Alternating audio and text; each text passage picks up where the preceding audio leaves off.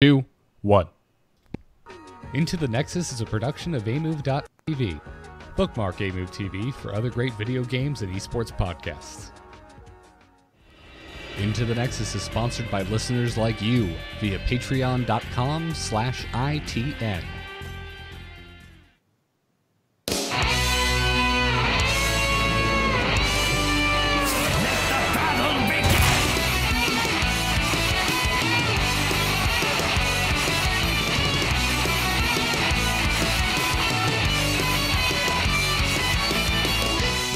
Welcome back, everyone. This is Into the Nexus, the podcast all about Heroes of the Storm. I'm Garrett Weinzierl. He's Kyle Fergusson, and joining us, returning for his monthly powwow hangout. I mean, it's technically like February 1st, so I don't know. It's close enough. Close enough. Happy New Year, Jeff Cannata. I'll say that even though it's February. We just haven't had you on the show yet. I'm not hearing you. Are you? Are we having issues with me? Can you hear me, Kyle? I can hear you now. Okay. Kyle? Sorry about that. I can hear you. The normal sort of music thing happened where you're talking over the intro music and it kind of cuts out. Ah, gotcha. Sorry about that. That's all right. That's fun. It's always good. Thank you, Skype.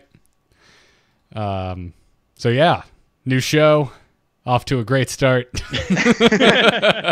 Garrett, let me reboot that and say you are no longer talking to a lowly Silver League player. You are now speaking to a slightly less lowly Gold League player. Oh, damn. Congrats.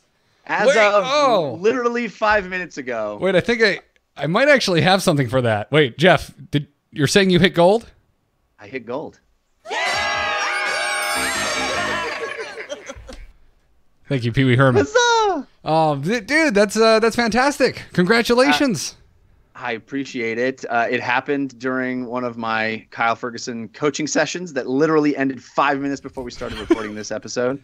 And what are we in? Season 4? Are we in season 4 now officially?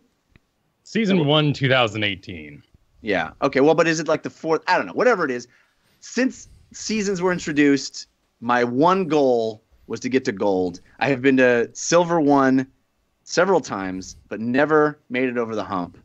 And today, I did. I achieved that goal, and I feel really, really awesome about it. And I want to thank Kyle and you guys for being the guys to supply the info and the coaching and the pep talks and the just filling my mind with good stuff. And it feels really good. Well, all right. Well, I've got questions now. Was there a particular hero breakthrough? A couple different hero breakthroughs? What did you make the climb with?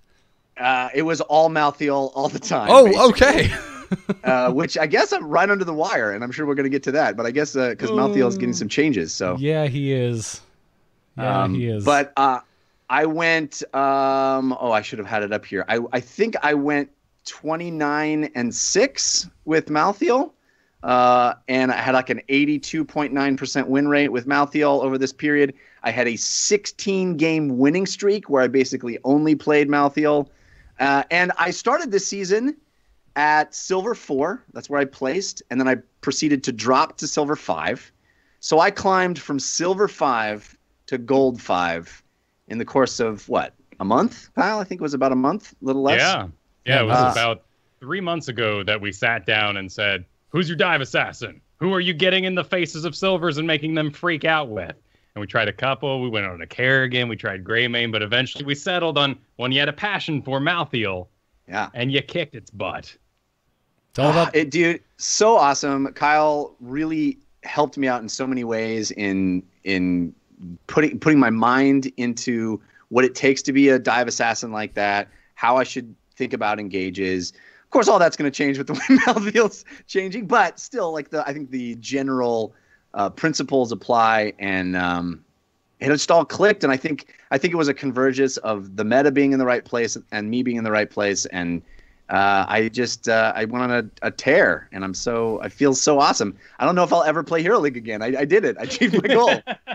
Man, 16 games in a row. That was your win streak. That is intense. Was it? How tightly packed was it? Did you have any significant breaks in between that win streak? Oh yeah.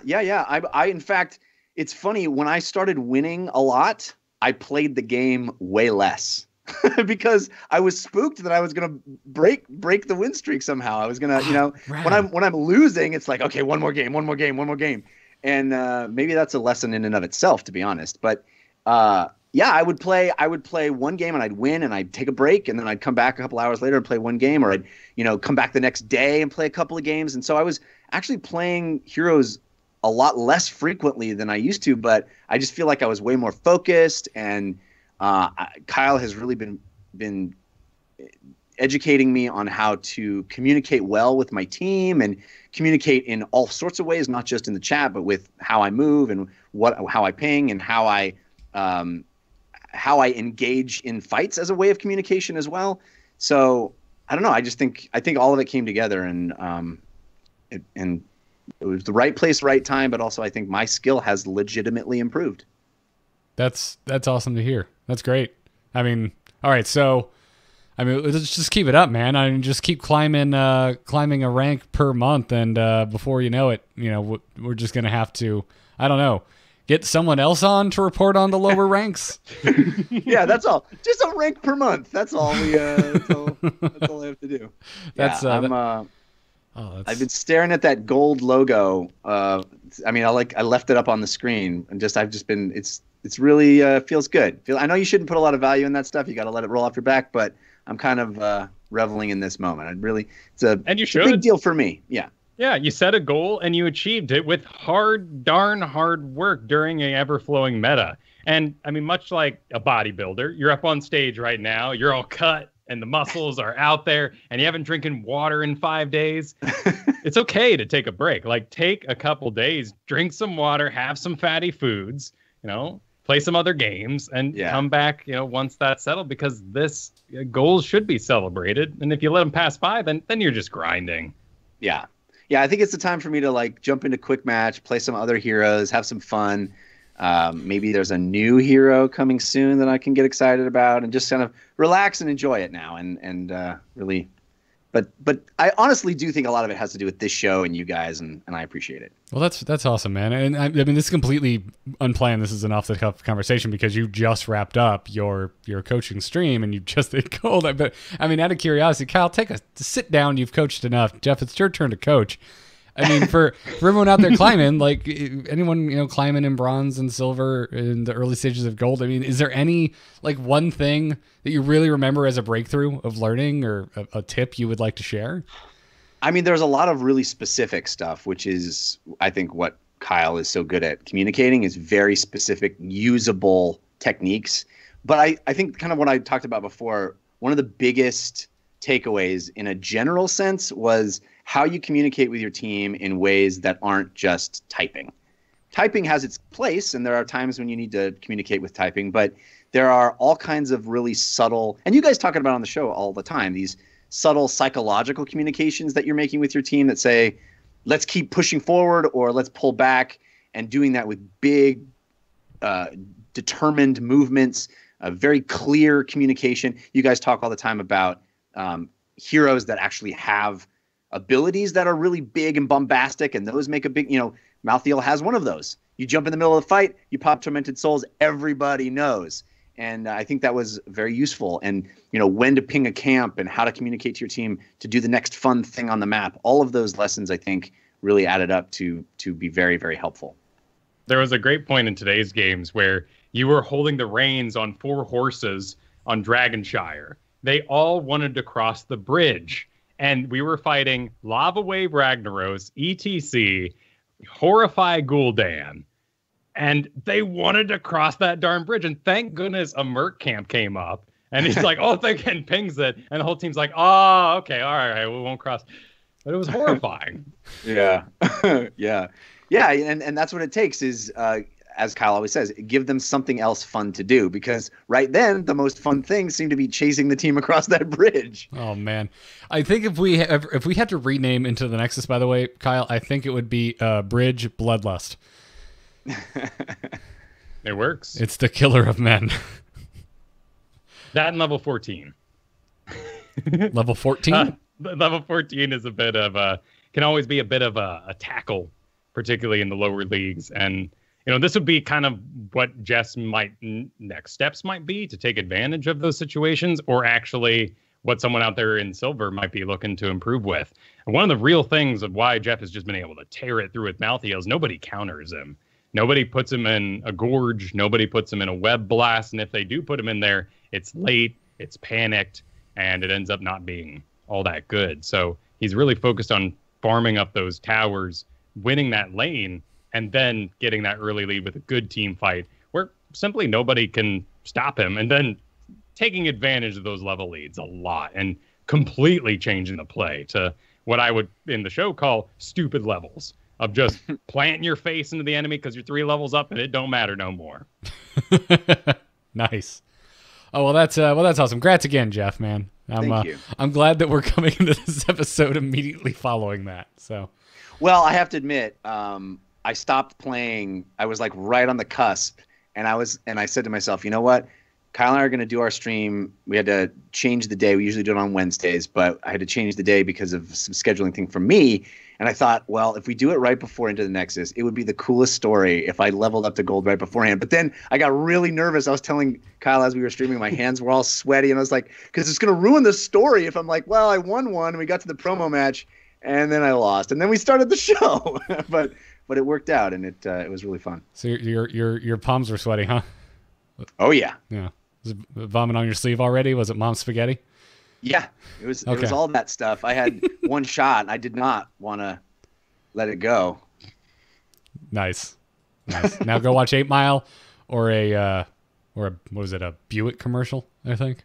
They used it in a car commercial? They did because cars come out of Detroit, Kyle. Didn't you know this? Oh. Huh. No, it was Lincoln. It was a Lincoln commercial. Sorry. Whatever the case is, there's a lot going on, at least on the PTR side of Heroes of the Storm. So, congratulations again. Let's dive in. We're on, boys! Ha-ha! Let's liven up this place! Point me to the stage. Stay a while and listen. So, Maiev is here, at least, well, half here. She's on the PTR. If you have that installed, you can get on there. You can play her. You can play the Warden, see what she plays like, and I would file her. At least my like TLDR is an acquired taste.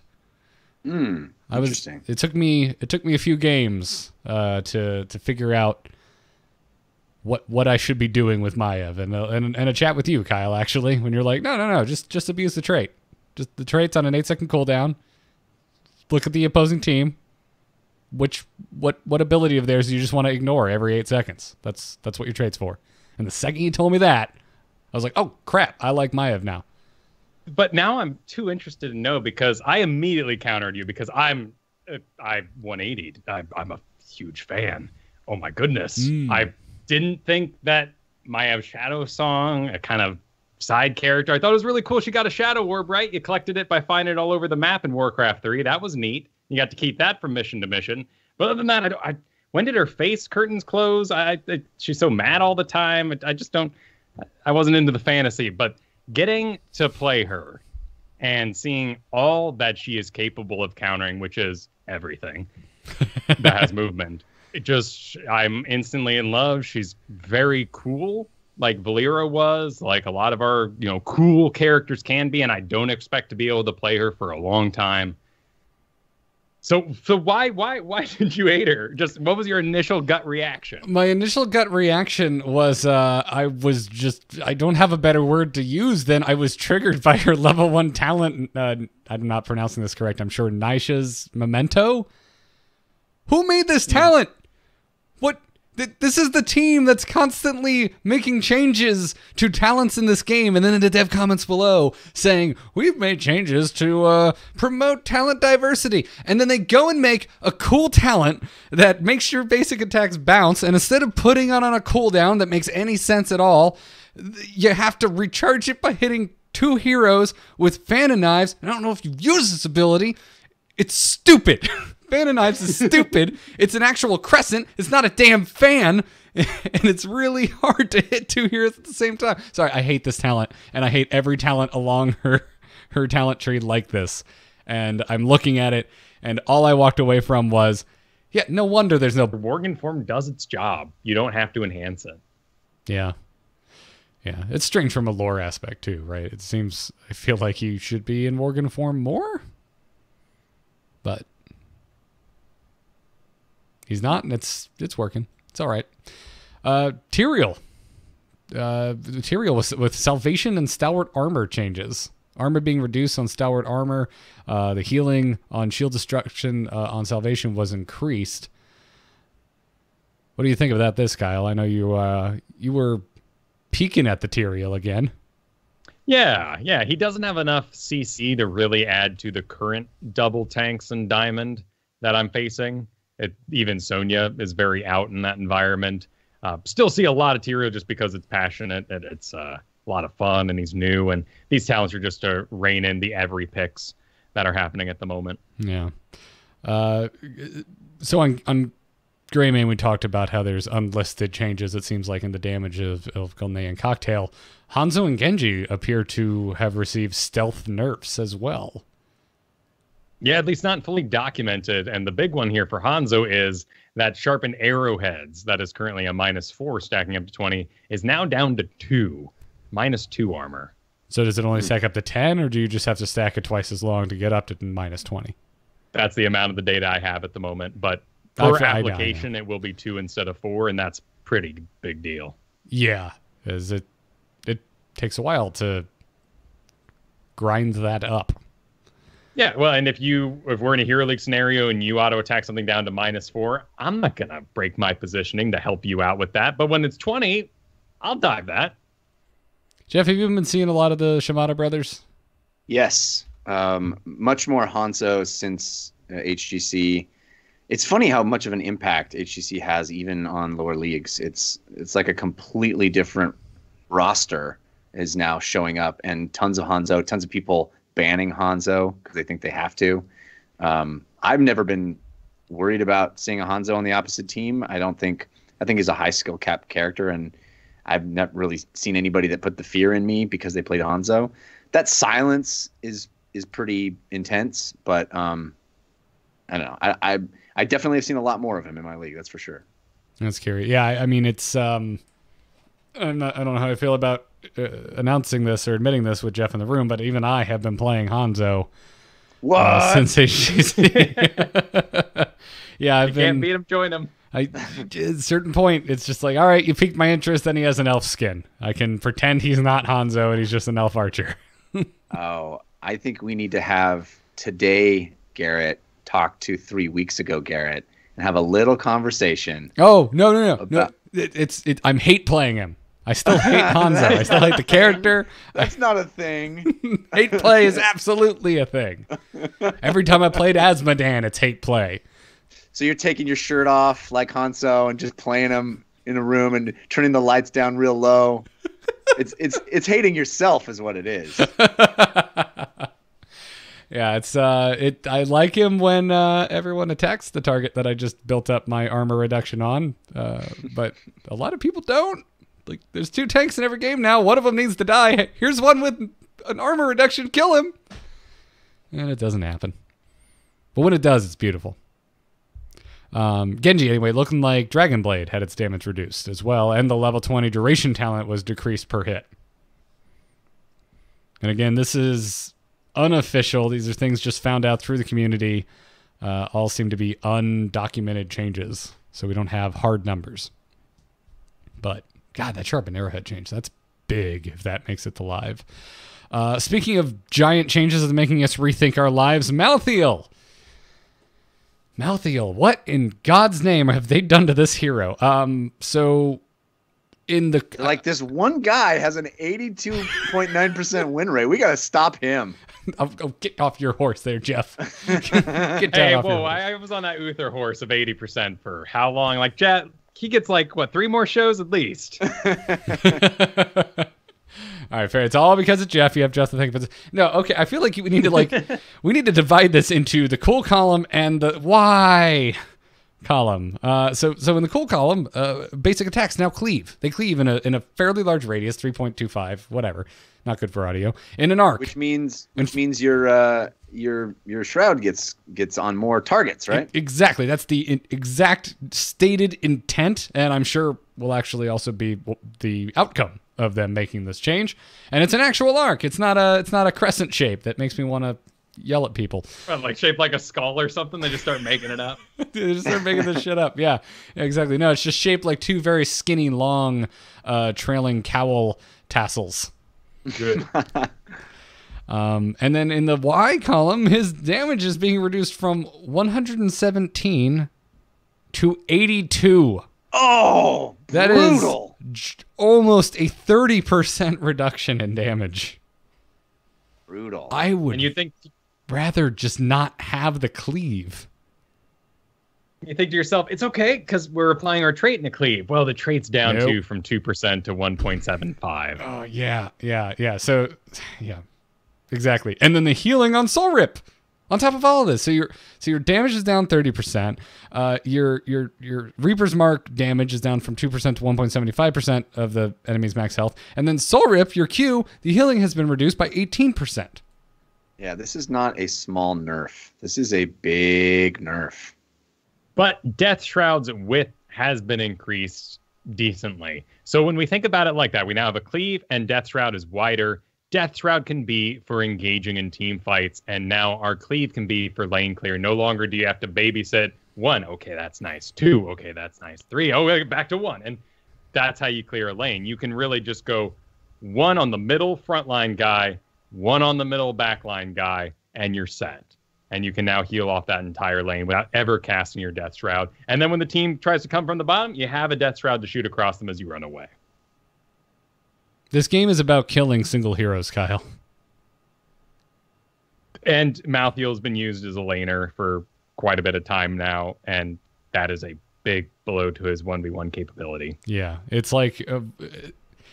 I don't think this was their intention, but it's like, oh, let's make Reaper's Mark significantly easier to spread, but he's going to do less damage. I don't think anyone who plays Malthael wants that. I think you'd rather it be harder to spread your trait, and be viable in securing kills. I mean, that's exactly what I like about him is his 1v1 capability, and it sounds like that's going bye-bye. Yeah. To an extent. However, die alone is getting a lot easier to do. And this is your favorite level 4 talent that you take. Yep. As long as it's only on 1 hero, you're good to go now. No longer do you have to worry about accidentally hitting minions to get that or a summon. As long as just 1 hero, an infinite amount of other stuff has it, you can get that bonus damage. Right. Well, that's good. And at least you always have mortality at level 7, right? Oh, well, actually, Jeff didn't take that talent anyway. I didn't like that one, but yeah, I hear you. Well, I like mortality. It worked really good for him, too. And mortality is now up to level 16. Yes. And they gave you the splash talent in its place at 7, which to me, I could be very wrong come, next Tuesday. To me, it's just talent that applies your mark in the splash. My auto attacks do that. Why would I take this talent? Why indeed, Kyle? I'm not sure. I mean, I feel it's rough. I feel like I'm delivering the news in the hospital here to Jeff. But they took 10 armor off of your Tormented Souls, some healing off your level 13 Siphon Soul talent. They had concerns, I guess, pun intended. Yeah, and now I have them. It's interesting. I guess I would love to see the data of how many people actually picked Last Rites ever, but I still don't think I'll pick it. It's just Tormented Souls is just not as great as it used to be. I don't know. Yeah, I mean, as with all of my more, staunch opinions on this episode, I am happy to be proven wrong. But Malthael, of everything we've talked about so far, I am just not sure why they did any of this. I can see it in high league play when those divine shields hit and there's nothing you can do about the absurd amounts of damage that is all over everybody. You know, in Jeff's case, he's not receiving that help. It's all his decision of when to activate and his own survivability, slamming that Q as hard as he can and making the correct choice. I mean, we've seen now Jeff do jumps over a Li Ming orb with the Wraith Strike to completely dodge the incoming damage. Like, that's really cool, self-contained play.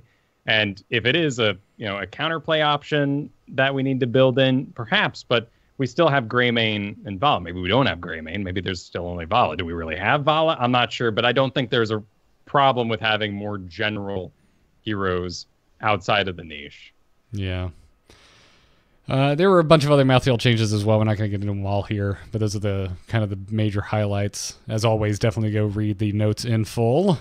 And we'll be reporting back on them next week. I'm curious to see if these Hanzo, these Genji changes make it to live, and if they're mentioned in the live notes when those go up. We'll have to see. There were also some visual changes, actually quite a few. I'm not going to go through them all, but I don't even actually see it listed here. Kyle and Jeff, did you guys notice on the PTR that with the Knights camps, the Wizard now has a significantly more pronounced health bar than the Knights? That's helpful. Yeah, I don't know. I noticed it earlier. Kill this guy first. Yeah, when I was trying out Maiev, and I'm like, yes, they're making it even more obvious. I think the best one here is they're adding a little Abathur crown if a character is symbioted. And if you're looking at their mini-map, you'll be able to see if someone's receiving aid before you go diving into what you thought was a 1v1. Ooh, I like that. That's clever. I mean, it's Abathur. You could still put one on moments after you arrive for your jump, but yeah.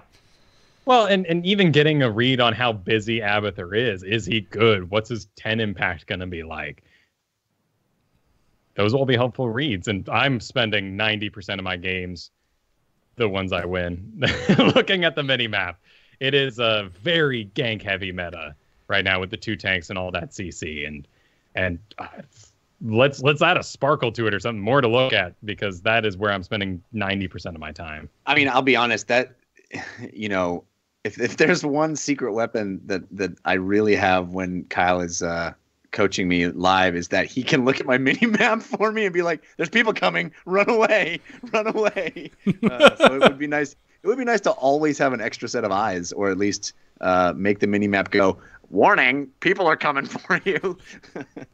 I'm going to start training my dog. I will give him a treat every time he makes a noise when he spots movement on the mini. What's that, Sparky? There's a dead ball coming into my lane. Good boy. Oh, God, that'd be great. I need to get my chihuahuas in here. One of them could figure it out. That'd be wonderful. Someone fell down the healing well? We need to go get him. Wonderful. I'm always up for these visual updates. Also, by the way, magic missiles are significantly easier to see now. So keep that in mind, you Li Ming players, you. Were they hard to see before? I didn't find them that bad, but they're a little more, they pop more now. All right. And also, I do feel it depended on the skins. I can't think of specific skins in my mind, but I know there are some that have darker colored magic missiles. Yeah, does this just apply across all? I guess it's an effect that they apply also to the tennis balls and the whatever it is. I mean, I haven't gone. Actually, yeah, I think the tennis balls might be the most. Kyle, you and I'm not sure if we mentioned something on the show or off air, but I could have sworn at one point we talked about how we thought her soccer skin was like a stealth buff because the tennis ball magic missiles are just significantly subtler than spell effect magic missiles. Yeah, then you got Nerf Lunar Li Ming that goes the fireworks every time she fires. Makes it Get ready to dodge. That's why I used to always love using, when I played Kael'thas, using his superhero skin, because I feel like the energy that they replaced the fire with made people less scared of the fire. And so when I put Living Bomb, people were like, "Oh, what's this tickly energy thing?" And then, "Oh God, I have the power." Yeah, it was people ignored it more on the opposite team, I felt like. So I was like, yeah, I'll use any advantage I can get. That skin actually not allowed in a lot of tournaments because of that. The purple circle on the ground is really what was the killing blow, though. Harder to see on the blue maps. I remember when Thrall got his elemental skin. It was during Kael'thas's heyday, and it changes his chain lightning to fire, and it has a lingering effect on you that looks like a living bomb. So I was just like, oh god, get it away! Whoa, wait, they don't have a Kael'thas. That's funny. Yeah, good old days of visual updates. Well, before we move into strategy and wrap this show up, let's thank our patrons over at patreon.com/ITN for supporting this here show and getting us to new levels, new heights, so we can do things like pay guest hosts to come on the show regularly, like Mr. Jeff Cannata and Dunk Train, who was on last week. So thank you very much, bosses of the internet. This episode, we wanted to thank Sean G, Inix is how I'm going to choose to pronounce that, Richard H, Richard W, and Law D. That's not Lynx? Oh, maybe it is Lynx. An L would make more sense. This is why I like caps. That would make so much more sense. Thank you, Jeff. Thank you very much. But yeah, as always, if you enjoy Into the Nexus, if we've helped you out in any way, or if we've actually made you fall, but you enjoyed yourself and were entertained on your fall down the ladder, and you'd like to support us, patreon.com/ITN is the place to go and do that. Now let's see what the hell's happening in esports. Choose a talent. Choose a talent. Talent? Ah, that seems generous. And this is your brain on fell magic. We got an infographic, boys. I love me some infographics. Courtesy. So it works so well on an audio medium. Oh yeah, it's great. Yeah.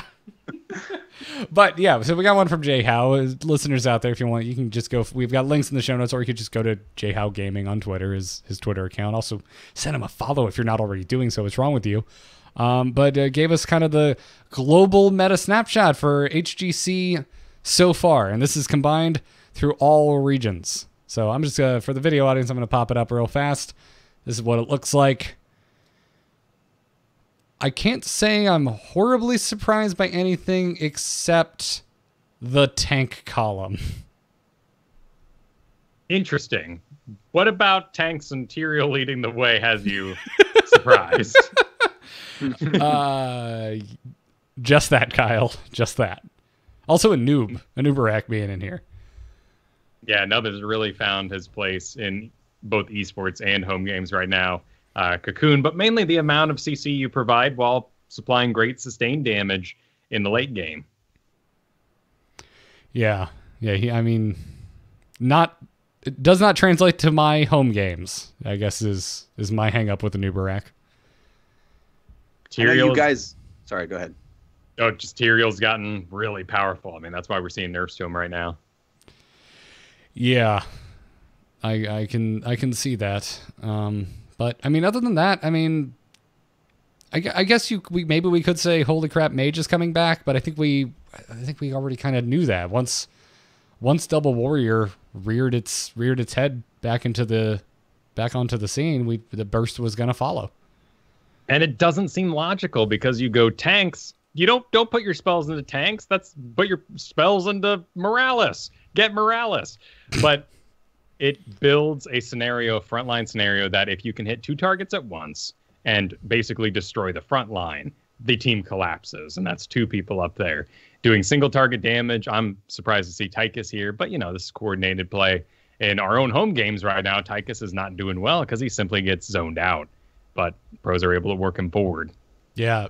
Can we speak to Tychus real fast? Because that used to be a serious love of both you and I, Kyle. We both did some mad climbing on Tychus back in the day, and I just don't see it. I don't understand why he is seeing a resurgence in a double tank meta. He's never shined against double tank in the first place, because whoever you pump all your damage into, they're just gonna leave or they're gonna live through it, and then there's another tank. It feels like you're always making the wrong choice. You want Tychus against a single tank. And if you look over at that support column, coordinated play is the reason why we're seeing Tychus so much in HGC. He does a lot of single target burn, and that is countered by things like Uther Divine Shield or Kharazim Divine Palm.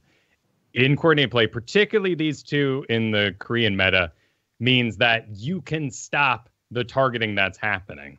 If they're burning all one guy really fast, we can pull out of that nosedive. Malfurion, Lucio, these other high plays, Stukov. Malfurion, Lucio, Stukov, that's lazy NA play in the end. Honestly, we don't coordinate our shots strong enough to run Tychus as successfully. We don't burn a single person down that requires a sort of reaction, and our fights are slower. So big AoE heals and saves will always be superior, and that's why we run Gul'dan, Li Ming, and down the list. Okay. So you're saying we're not seeing Tychus is because we don't make good on the opening damage of a Tychus? Right. And you might become untargeted. You may not be able to walk in. And a lot of what we do in Hero League is based on making an engagement. And if you are the superior player looking to climb, you should be the one in charge of calling the engagement. And Tychus simply doesn't have that readability. You have a lot of dodge ability. You have a lot of burn. That grenade is great for a couple of certain situations, but no one sees you turn overkill on and goes, "It's go time." Well, it's that body language that Jeff you were speaking to, and that it is absolutely a factor in pickup games. Yeah, for sure. Of these kind of silent shot calls, and again back to you, Kyle, and bringing up Uther again. I mean, there was a stint there where you were eulogizing Uther. This hurts, yeah, to see, because people don't care.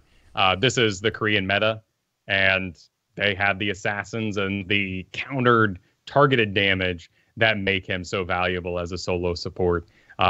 Also, like I was saying about our heals that are big AoE piles, we also really like being loud Americans, and throwing Li Ming orbs and Gul'dan flames and Malthaels on top of people. We love the chaos and the battle and the brawl of it. Hey. As an American, you're right. I love Li Ming. Okay. Yeah. It stands. But what stands out to you, Jeff, on this list? I loved your interpretation. I was going to ask several questions that you've already answered, but I thought it was interesting to see Uther and Kharazim as the top of the supports, because I thought there was some link to being melee supports, but it makes much more sense what you said about their ults being, save the targeted character. This is interesting. I'm surprised to see Garrosh up on that list, although he's at 44%, so it's not exactly a winning percentage. But not too many big surprises. I think the surprises you guys mentioned are the ones that I would have been surprised by, Tychus being there, and then Kharazim. But yeah, this is kind of what it looked like, as just a watcher of HGC. It's kind of what I felt, seeing the trends, just watching a few games. Yeah. And I mean, the other thing too is I always like looking at these stats and then thinking about like our games at home, Kyle. And so, looking at the bottom three supports of Malfurion, Lucio, and Stukov, Malfurion the only one with an above 50% win rate in HGC, but I don't think that should deter anyone from Lucio or Stukov in their games that they're playing at home. No, the thing you should really be deterred from right now is slow ramp up damage. Things that have any sort of setup that might be perceived as bursty, like Probius. Probius does a lot of damage. In a pro scene, though, people are going to walk out of that zone. Zul'jin does a lot of damage, but it takes time. Nazebo hasn't seen any play, at least in the current stages that I know of. And that is because the spiders take a while. And if Genji jumps away, them spiders are now a mile away from where Genji ended up. Yeah, and that's the thing to always keep in mind, right? Is the what isn't represented on this list that does work harmony. And Probius, while not having, it never has a lot of games logged anywhere you can go and find stats, because we still don't have an API for this game. But he's always high up in the win rate. Gaslow at the moment in the last week is the top hero with 300 games or 3,000 games played. I mean, that's unplayed as well. Sorry, what? In HGC. Unplayed as well in HGC. And Zagara. Right. Like, don't run off with this information and say that Zagara sucks. Merely that attaching a Hydra for incremental damage on top of someone doesn't equal a kill. Right. It's interesting to me. It's telling that this infographic doesn't even have a segment for specialists, right? They're that irrelevant to the way the game is played. Yeah, Abathur is the only one with any popularity, 41% inclusion. 32% of those are bans, at least for the raid anyway. There's been a Lost Vikings and it won. There's been 2 Sylvanuses, a lot of Maiev, but that's pro stuff. We're just not. It looks like Nazebo participated in 2 bans, so he's been on screen. I'm completely okay with specialists not really getting a lot of attention in esports, because that means they probably won't get nerfed into the ground. Yeah. Just stay away from it. I want my own special way to play at home. I don't want to have to relearn my hero because of what's happening with players that are infinitely better than I am. I think that's fine. Yeah. What we should be really looking at HGC for our own home games is the 2-man combos that you see. Stitches Malthael is an amazing combo. And it is because Malthael can watch Stitches, the delay on the hook is long enough that the roots can activate. And that is actionable combos. Those aren't Stitches being a total badass. Well, yes, Atlanta Hook. Maybe that's badass depending on your league. But it isn't mine. Yeah, but that's something you can actually react to. And same with your Stukovs, watch for your Nazebo to land a zombie wall and then follow it up. And these simple follow-ups are what we should really carry away, not the Divine Shield, Divine Palm, because it broke the super targeting. Right. Yeah, you're probably not getting as much value out of a Divine Shield. No, not in my league. I don't think in most leagues. I don't think that's particularly a league thing. I mean, yeah, you might be getting even less value at certain skill levels, but yeah, unless everyone is hyper focused, that's why it's so effective in HGC. Worth talking about it though. Blaze made his appearance this past weekend. He did, and he had a pretty good win rate, 64%. Wow. That makes me really happy. I believe in Blaze, man. I think Blaze has a really strong kit and just been underutilized at home. He's also coming. He is coming to the game. I hesitate to say it, one of the most, I don't know, flux heavy times, because it feels like that happens multiple times a year in Heroes of the Storm, but the game has changed a lot in the last few months. That's when Blaze came out. That's for sure. So, and he's got a lot of games logged in the last week. He's really close to a 50% win rate at the stats available to us. So it's fine. It's not the end of the world. He's gaining on Sonya, who's just been falling consistently. Just a few weeks ago was at the top. So Heroes is like right now trying to keep an eye on a stock market, man. It is mind-boggling at times. But that's what makes it fun, I think. They could hit the brakes a little bit right now. I'd be okay with it. Yeah, I guess so. But I don't know. I like the fluidity. I think that makes for it's a more of a roller coaster, and I guess that can be, it's unsettling for a lot of people that just want to understand the game. But if you're super into it, like I am, and you guys are, I don't know. I like the ups and downs because it makes the ride more exciting. I think that's a fair interpretation. Although I'll talk to you after the Malthael changes. Yeah, no, I'm gonna hate it in a couple of weeks. I mean, who knows? I mean, the meta may shake out in a way where it's just nuts and it just works and you're not missing the damage. But I need to see it proven to me. So well, rad. Anything else, Kyle? Before we break. Nothing particular from here, as we're still kind of learning, and also this is not settled. I mean, even Tyrael received that nerf this week, and we might see dramatic play changes there as well. And if we're looking for star performers and what you'd absolutely need to learn at home, really the only thing that is sort of the outlier in win rates is Jaina. With her inclusion rate and the amount she's winning, she's doing extremely well. And a lot of it is with Water Elemental, because the chance of missing is too high and the tanks don't go down fast enough. So having that continuous application of your Frost is a better way to go. I mean, I think if everyone needs to learn one here right now, it might be Jaina. I'm down. I always preferred Water Elemental anyway. I love landing those sweet rings, but you're always just, there's that pit in your stomach. It's like, I hope this works. Yeah, it's the old mosh pit problem of, hey, I know this can win the game, but also, boy, I hate losing the game after I mess it up. Right, exactly. Yep. So, sweet.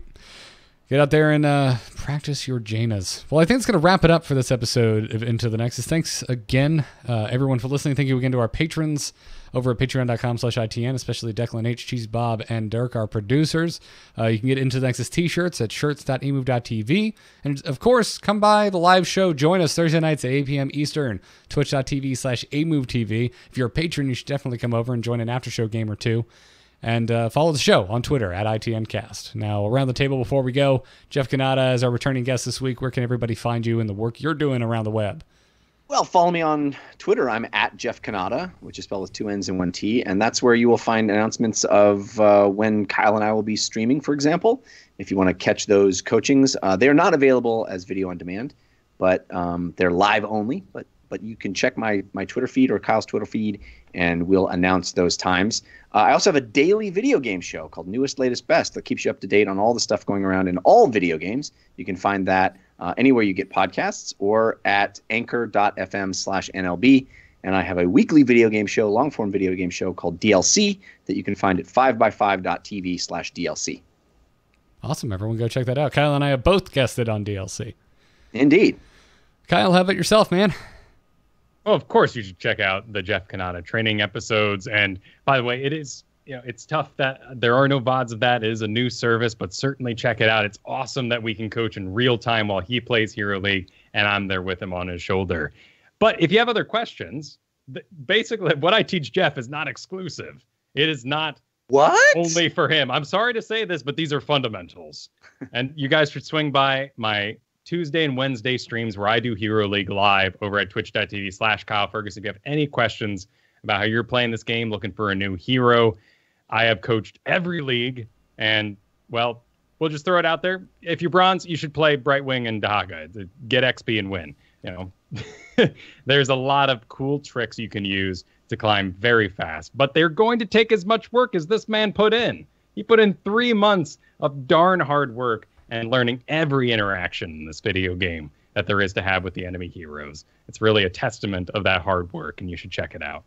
Fun hard work, though. Well, we're playing video games, right? That's awesome. Folks, I'm on Twitter, Garrett Art, 2 R's, 2 T's, and Garrett. Every podcast I do, including Into the Nexus, is over at amove.tv. I have started back up my solo show, The Angry Nerd. I put out an episode last week where by the end of it, I realized I spent the entire episode just talking about cocktails. So go listen to that. I've also received the most feedback on that episode I ever have. So apparently y'all like hearing about cocktails. Embrace the Spoilers is back and running. Go check that show out. And as always, if you need a graphic designer, I do freelance, nomoonart.com for my graphic design portfolio, and you can contact me with the contact form on that website. That's going to wrap it up for this episode. Thank you all for tuning in. And until next time, good luck and have fun. Take care. Stay positive, don't die. Yeah. Do it.